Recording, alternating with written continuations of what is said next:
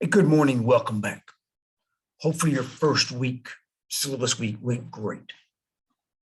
Now we can get into the meat of the topic.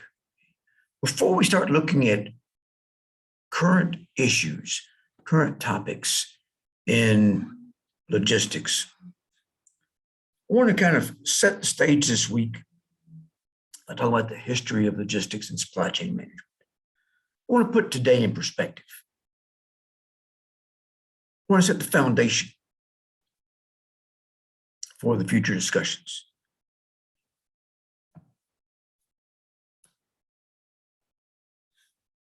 Let me get this thing. There we go. Computer's a little slow today. I think my computer's still on winter break. Okay. And no, that behind me is not a good example of how logistics is supposed to work.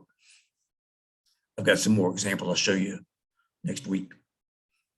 Logistics as a term has been around for a long time. Logistics and supply chain are not the same thing. Those terms are used interchangeably. And we'll talk about that a little more next week. But those terms are used interchangeably erroneously. They're not the same thing. Supply chain is a larger umbrella concept that covers more things than just logistics. The term logistics really goes back to Greek and Roman times, 2,000 plus years ago. Greek military officers called logisticus.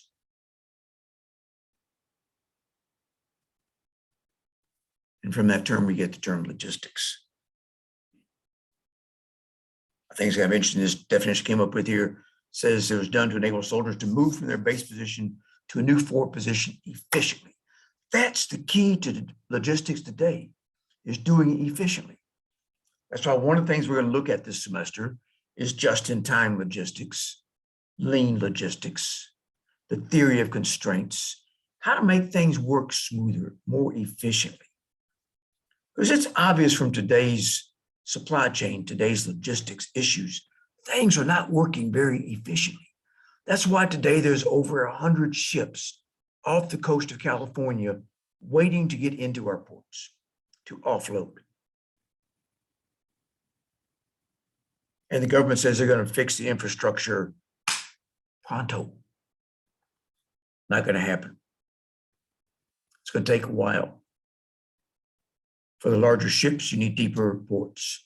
For the larger ships, you need more cranes. And we'll look at some of that as we get into more into the logistics topics. But we're going to try to figure out how to do things more efficiently in this course.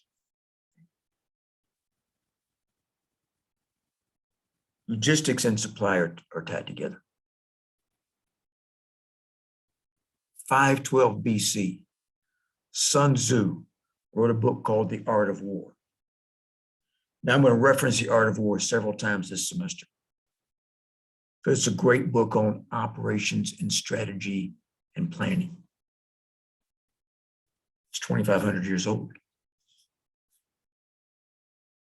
In The Art of War, Sun Tzu said, to be successful in any operation, you have to secure your supply chain, your supply lines, your logistics. He called it supply lines, but he's talking about logistics activities. He was thinking about that. We'll look at logistics and supply chain security a little later in the course, but he was thinking about this 2,500 years ago.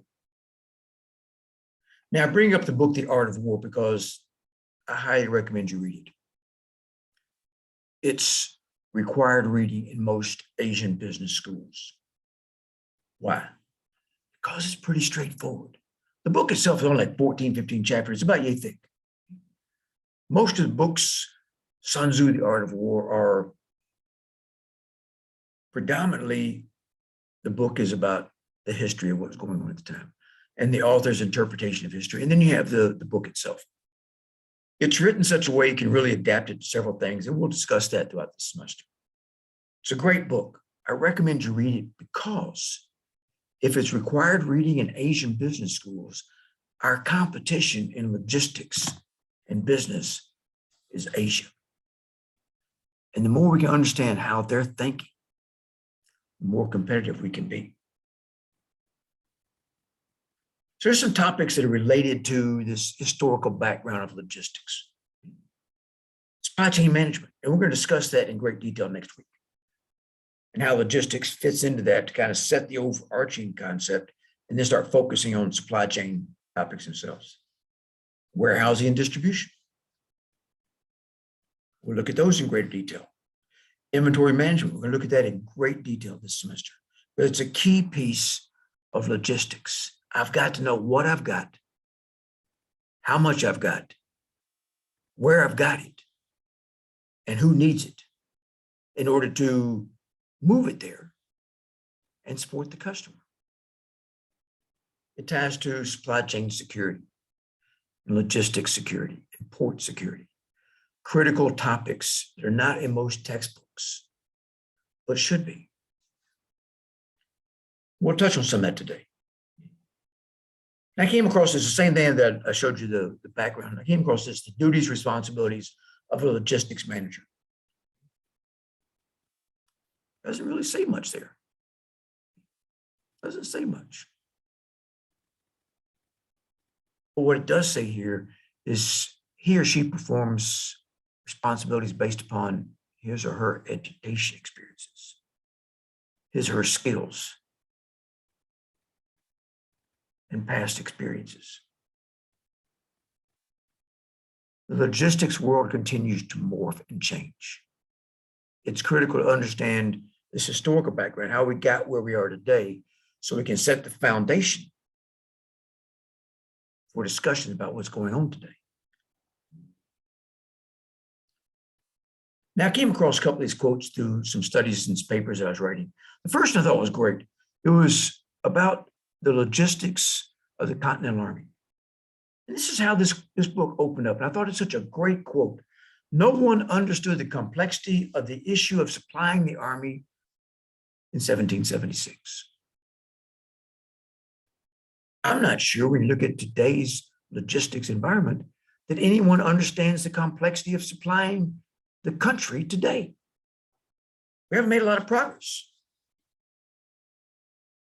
And then from a book written about Civil War logistics in 1865, I came across this quote.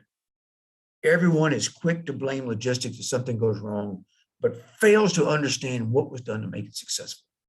So right now, for the past 2 months, everybody's been discussing the backlog at the ports, the inability to move products from the ports to the warehouses, from the warehouses to the stores, to the distribution centers, to the consumer. Everybody wants to blame the system. Everybody's got a solution for the system, but nobody's stopping to think about what's being done to get stuff here. It's very complex. And hopefully when this semester is over with, you'll understand some of these complexities and you can explain it to your friends why something's not on the shelf. So here's some of the topics that we'll touch on a little bit today. I'm touching more in the course of the semester. Operations. Basic logistics operations. Quality. Ooh, wait a minute. How does quality tie into logistics? We're going to spend some time later in the semester talking about reverse logistics. Stuff going backwards in the supply chain. It's a multi-trillion-dollar-a-year business. Like security, it's not in most textbooks. We're going to discuss that in great detail. Just in time. We've all heard the term just in time. We're going to look at the term just in time this semester as it pertains to logistics. And one of your assignments is going to be getting a white belt certification in Lean or Six Sigma and logistics. We're going to discuss that in a little more detail, but just to kind of whet your appetite for that. The reason we're doing that is, one, it gives you a certification, industry recognized certification to put on your resume to make you more marketable when you look for a job. And two, it'll give you a much deeper understanding of lean and logistics than we can cover in the textbook or in the videos. I've worked with the company we're dealing with, so you do it for free. Cost you nothing to do this. That's why we use this company, because they've got the white belt certification for free. We'll talk about that in a little more detail when we get closer. The theory of constraints says that every system has a bottleneck or constraint. It's a capacity issue. The theory of constraints in action right now is the ports of LA and Long Beach. As I'm sitting here in Panama this week, it's the canal. I can only move one ship through the locks at a time. That's the constraint. I can only unload one ship at a berth at a time. And for every container that I need to have a crane to move it. I need a truck to put it on, a chassis, and a driver. And for every container coming back to the port, I need a chassis and a truck and a driver and a container. Lots of moving parts that impact our ability to do logistics right. Lean and just in time are really the same thing. That's one of my goals this semester, is to get you to understand those two concepts. Planning ties into logistics and logistics history. And decision-making is critical. We're going to look at decision-making this semester. There are lots of artificial intelligence programs coming out to help you make decisions, assist in decision-making. Don't let the systems make the decision for you. So here, I came across this from the Army's publication on logistics. The principles of logistics according to the military. I think these same principles are applicable to commercial logistics. Simplicity. Why make it complicated if it doesn't need to be complicated? Flexibility. Part of the problem now is we aren't flexible in our logistics networks. It's got to go a certain way or it doesn't work. The more flexible I can make a logistics network, better I can in getting the product to the customer. Economy. Now, what this really means is, from a logistics perspective, put as much stuff in a container, as many containers on a ship as possible, put as many containers on a train as possible, put as much stuff in the truck as possible. Economy of scale. What we're really looking for in a logistics operation. It's got to be sustainable. We're going to talk a little bit about sustainability, because I think it's important to talk sustainability in every business class, in every school. Global climate change is critical. Declining natural resources is critical. We've got to think about doing things in a sustainable method. Being of Native American background, one of the concepts in most of the Native American tribes is this idea of thinking 7 generations out. What are the impacts of my decisions today, 7 generations down? We need to adopt that in commercial logistics. What are the impacts 7 generations down the way on what we're doing right now? Got to be survival. A lot of companies have learned this lesson the hard way, or failed to learn this lesson over the last 2 years with the COVID pandemic. We've got to have practices in place in order to stay afloat. We've got to be survivable, which means we got to be lean. We got to be flexible. We got to look at economy of scale. We've got to be responsive to the customer. That's critical, extremely critical. If I can't respond to my customer, somebody else will. And unless I've got a monopoly in my business, I need to be able to respond to the customer quickly. It's got to be attainable. What does that really mean? The services I provide in my logistics network have to be provided at a cost point that is attainable for my customers. If I price myself out of the market, I don't care how good my services are, if my customers can't afford them, they can't get my services, they can't get my products, I'm really of no value. There's a critical piece in this blue box at the top here. It's a guide to analytical thinking. Here's Joe's concern with most educational courses that I've been in.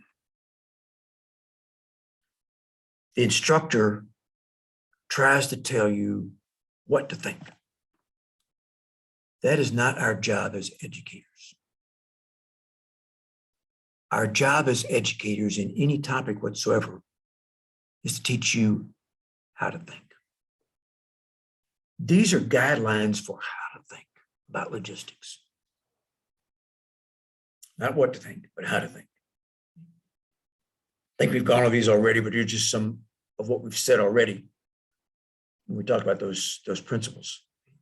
Let's go through some historical examples of logistics.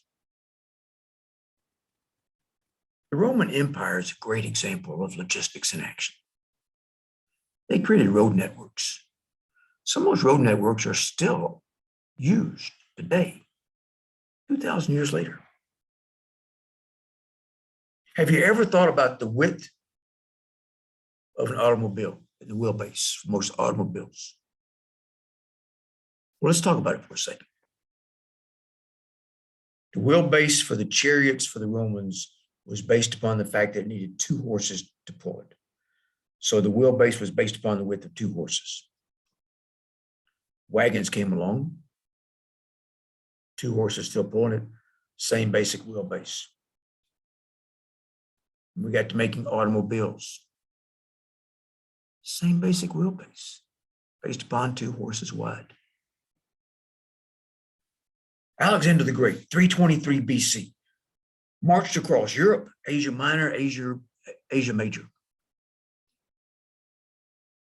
Discovered that logistics was slowing him down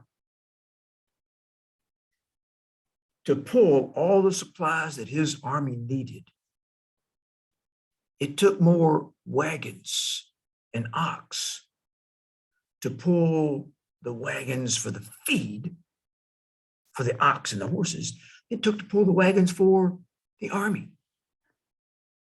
So Alexander the Great really is like, and we'll discuss this more in detail, but really kind of the father of just in time. So, wait a minute, Joe, what do you mean by he was the father of just in time? Well, from his perspective, here's what just in time meant. I come into your country, I conquer your country, I take what I need, I leave you some, and I move on. And I get to the next country. I take what I need, and I move on.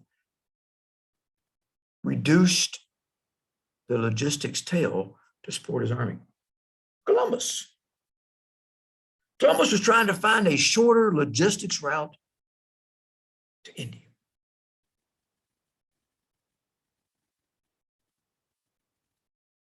Didn't find a shorter route to India. He discovered a whole new world. That's basically what he's trying to do. He's trying to find a shorter logistics route to India for trade with India. Magellan was doing the same thing, trying to find new trade routes, new logistics routes. Captain Cook discovered the Sandwich Islands, the Hawaiian Islands, was looking for new routes and new trade partners and new logistics routes. The picture on the top is from a play called The Lost Colony. The Lost Colony play is about the first English settlement in the New World, 20, 30, 40 years before Jamestown came along. Sir Walter Raleigh established the first English settlement on Roanoke Island, near today's Manteo, North Carolina. Logistics is what killed that community. He went back to get more supplies, and wars and monetary issues delayed him for a long time coming back. And when he came back, the colony was gone. First English person born in the New World, Virginia Dare. Her entire family's gone. There's some theories what happened to him, but there's no proof whatever happened to him. But they disappeared because there was not logistics to keep them going. The American Revolutionary War, where he talked about the fact that nobody understood the complexity of supplying the war and the army for war. Thus the shortages, which give us all the folklore stories about the winter at Valley Forge. In all honesty, the difference that won the war for the colonists was logistics. We had local logistics. The British had to bring everything they needed across the ocean. It's a long supply line there. That was a critical difference. The American Civil War actually was the first time we used trains logistically to move stuff. Talk about security, we'll talk about that in greater detail and some of the things that came out of that. The last great battle of the American Civil War was the siege of Petersburg. 10 months. If you've ever been to Petersburg, you'd have to ask yourself, why would they fight for this place here? Because it was the last major rail hub left in the South. And General Grant understood control of the hub, controlled the armies. Early 1900s, United Parcel Service was formed, logistics company. The Panama Canal was formed, was dug to shorten the logistics lines. Today, to go through the canal saves between 14 and 21 days of travel time.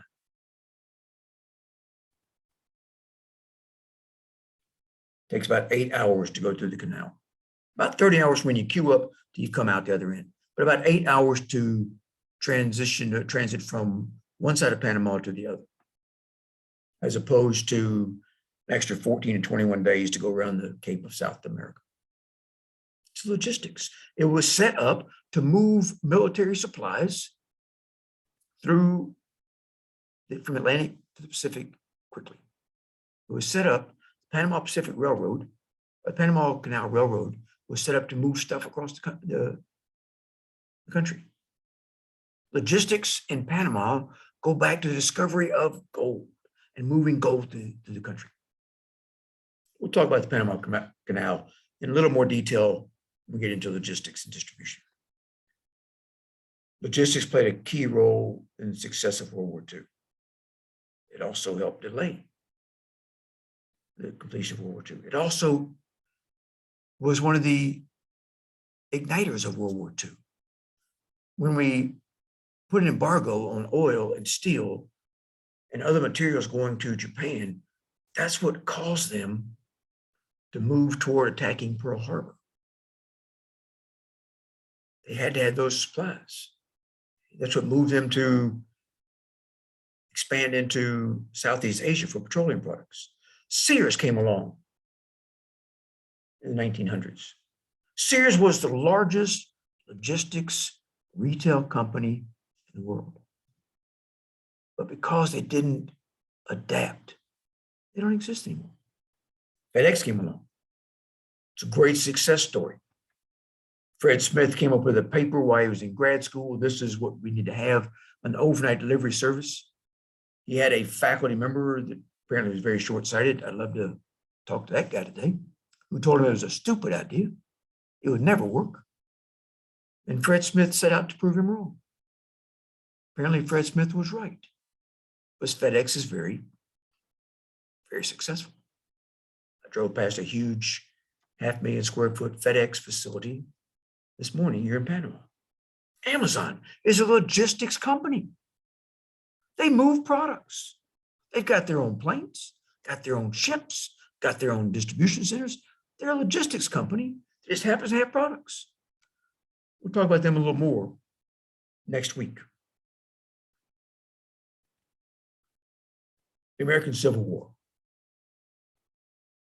From a security perspective, there were attacks in Alabama, Georgia, Mississippi, all trying to disrupt the rail network of the South. With the understanding, if you can't move supplies, you really can't be successful. Wagon trains were still a huge piece, as were steamboats. City Point, Virginia, right outside of Hopewell, close to where I used to live. In fact, I visited there just past summer, looking at some of the battlefields and the location where at City Point, the U.S. Army had the largest supply point during the American Civil War, right in the middle of the Confederate States of America. We'll talk about this a little more. We'll talk about security toward the end of the semester, but critical to support the war effort during the siege of Petersburg to get that rail network. And General Sherman, as he marched to the sea from Atlanta all the way to Savannah, cut a swath 100 miles wide, tore up the rail, wrapped the rail around the tree, heated the rail up, special machines, wrapped the rail around the tree so the Confederates could not relay the rail and reuse the rail network. Understanding again, if you sever the logistics, you sever the ability to support the war effort. This is City Point, Virginia. In huge supply point during the American Civil War, critical to the success of the siege of Petersburg, which brought the American Civil War to a close. This is the rail network in Atlanta that was destroyed by General Sherman and his forces to keep the South from reusing the rail to move people and equipment. Again, another picture of City Point and these operations here. We'll talk about City Point a little more when we look at supply chain security and some of the issues there and lessons learned. Another picture of City Point. Rail and security became an issue. Moving stuff by rail is critical. Confederate Commissary Depot in Andersonville, Georgia, where there was a huge prisoner of war camp. I find it slightly ironic, based upon the treatment of prisoners of war at Andersonville, that this depot looks a little bit like the receiving depot at Auschwitz during World War II.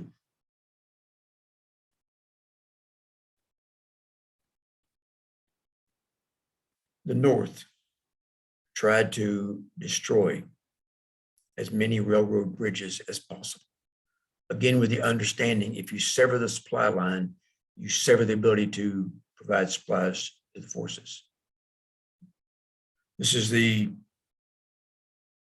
rail yard in Atlanta, a primary target for Sherman and his forces to capture it and destroy it.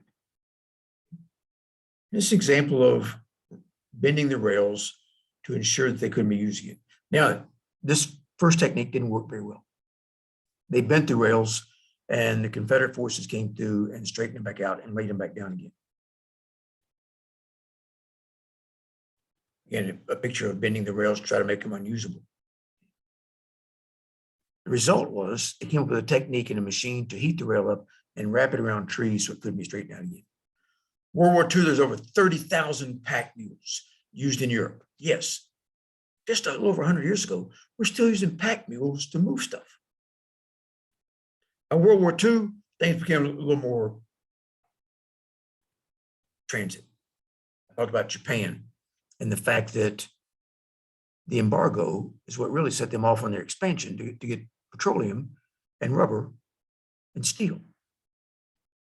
It's what caused the attack on Pearl Harbor 80 years ago to stop the American fleet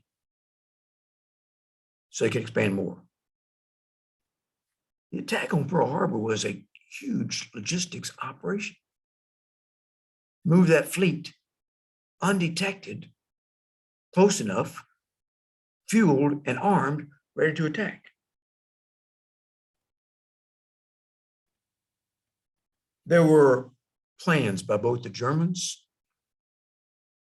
and Japanese to destroy the Panama Canal during World War II. With the thought process, again, I can destroy the canal. If the US wants to move Navy and supplies from East Coast, from the Atlantic to the Pacific, we just added another 21 plus days. There were supply issues with planes.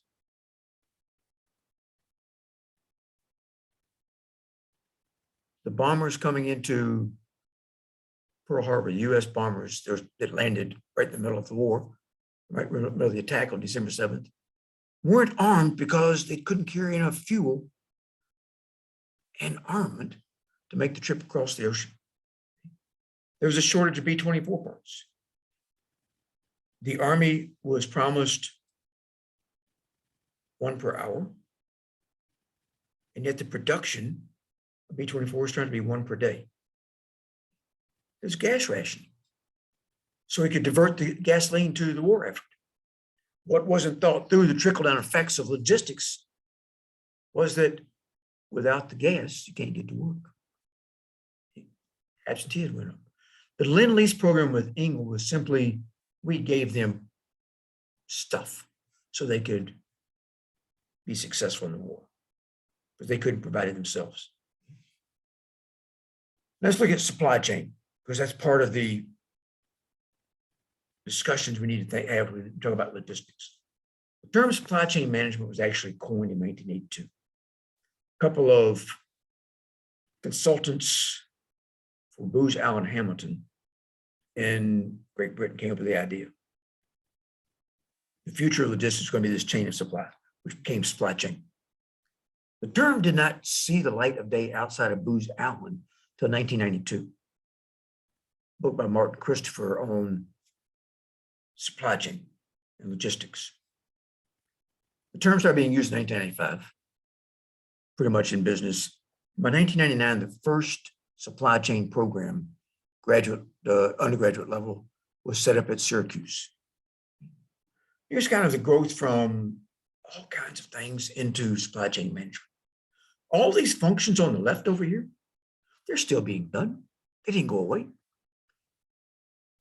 But back in the 60s, look at this, you had 1, 2, 3, 4, 5, 6, 7, 8, 9, 10, 11, 12, 13, 14, 15, 16, 17 different functions, 17 different directors, 17 different offices to go to get information. Then we consolidated under material management and logistics, and now we've rolled all these things into the supply chain umbrella. Logistics is still being done. Logistics is a subset of supply chain management. Look at supply chain industry. Toys R Us couldn't do logistics right. That is why they don't exist anymore. Toys R Us in 1999 had an issue delivering products. They promised, you order from our website, by this date, we guarantee Christmas delivery. Couldn't make it happen. So they came out a few days before Christmas, says you may not get it. What we recommend is you do is you print off a picture of the toy and show that to your kid. Well, that just makes perfect sense. And then they gave out store credits. They gave out almost as much in store credits as they took in income that year. And because they couldn't deliver, they outsourced their online sales to a small little fledgling firm that is just only about 4 years old, named Amazon. And then when they went belly up a few years ago, they blamed Amazon for the demise. Orders could not figure out online logistics.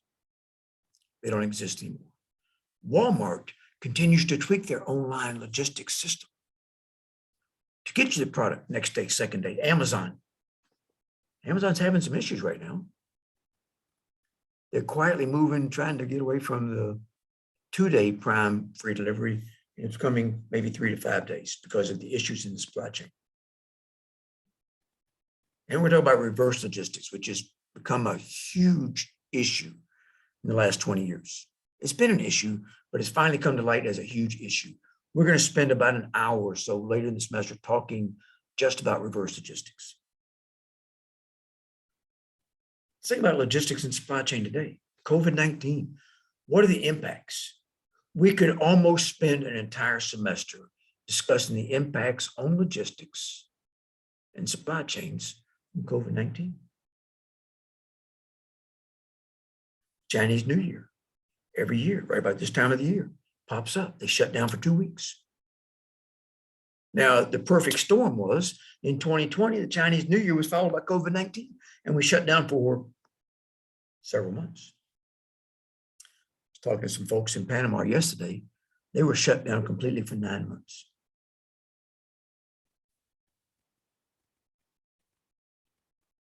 Because of drought issues due to global warming, global climate change. Last year, the Panama Canal, when they reopened for full-fledged business, had to reduce the weight of the ships going through the canal, fewer containers, because the water level was lower. Vaccine distribution. We kind of got it figured out now, but it was a huge issue this time last year, trying to figure out how to get vaccines to everybody. And now we're having issues with package distribution. And we all want to blame it on COVID. This is Joe's thought process, guys. We got to quit blaming COVID for all our issues. We've got some inefficiencies in logistics and supply chain that COVID exposed. We got to quit blaming it on COVID and fix the issues. We got security issues, huge issues with security. We're going to talk about supply chain security and logistics security a little later in the course. Here's some issues from the past year. Maersk lost this time last year, almost a year ago. Maersk lost 750 containers overboard in the Pacific Ocean. They just fell off the ship. That's huge, especially if you're stuff in the container. These containers have somewhere between 300,000 and $3 million, $4 million worth of stuff in them. And they fell off the ship. You had the One Network, APUS container vessel, the Ocean Network Express, or One Network, lost 2,000 boxes this past November.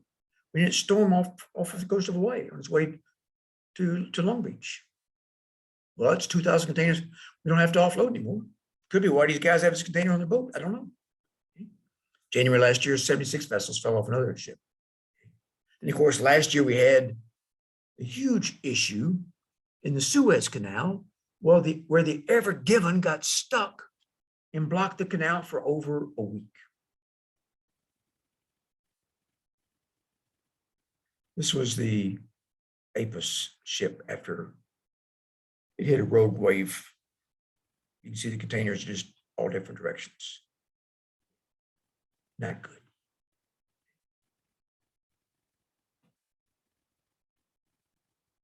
The Maersk Lines last year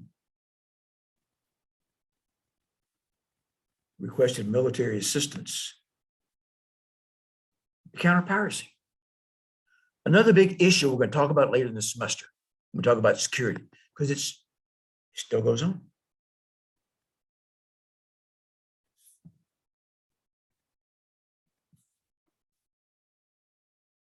In 2020, there were 195 attacks on ships worldwide.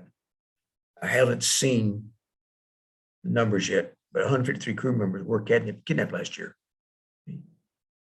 Most of them off the east coast of Africa. We have some security issues. We'll talk about that. We'll talk about supply chain security. We have some COVID issues. Ports of call are refusing to allow the crew members to get off because of COVID concerns.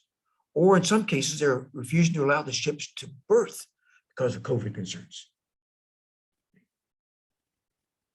So supply chain logistics, who cares?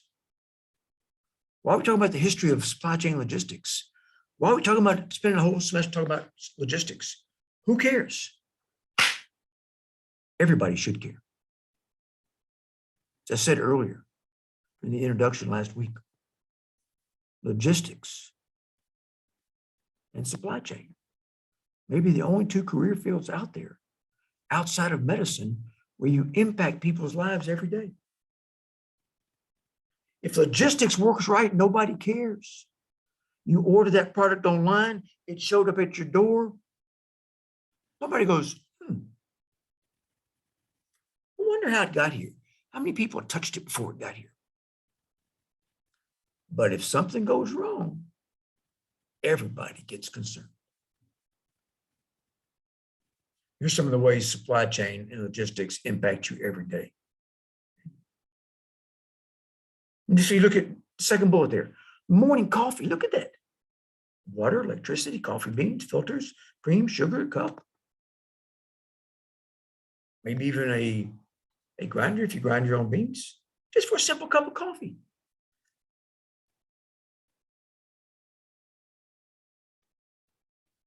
Logistics is critical. Lots of things have happened to get us where we are today. We'll bring some more of these into play as we discuss different topics throughout the rest of the semester.